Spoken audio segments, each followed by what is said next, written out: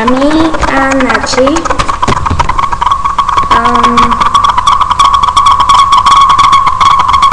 класа ми може да кажа, че е доста готин, забавен е.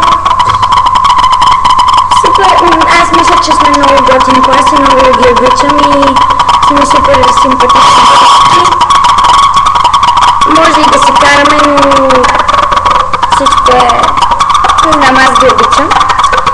Не мога да кажа за всички какво мисля, но мога да кажа, че момичетата горе-долу всички са много печени, без една Александра Иванова, с която се бия редовно.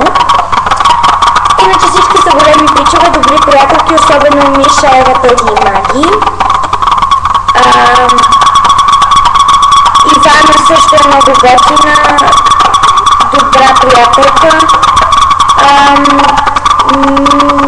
Михи също е яка, дори много добра, много добър приятел и винаги ми е помагала.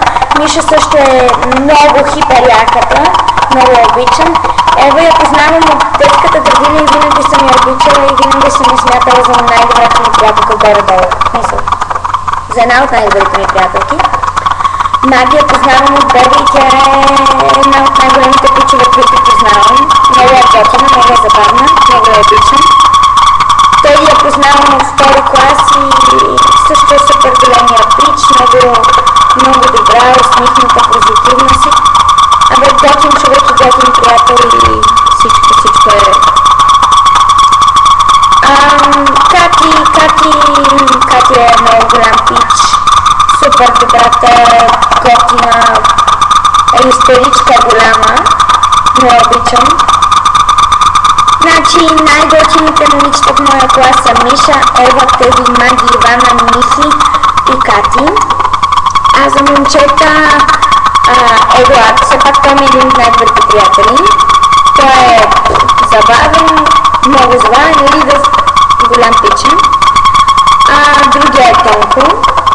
Тонко ми е син и е супер големия пич. Много е добър, много е любов, не ме слушам, но той винаги ще си бъде детенце. Илиян, не го познавам толкова смисъл да сме се опознали, но много ме кефи, много е забавен, много е позитивен, пич голям е. Най-готините момчета в моя клас са Едуард, Тонко,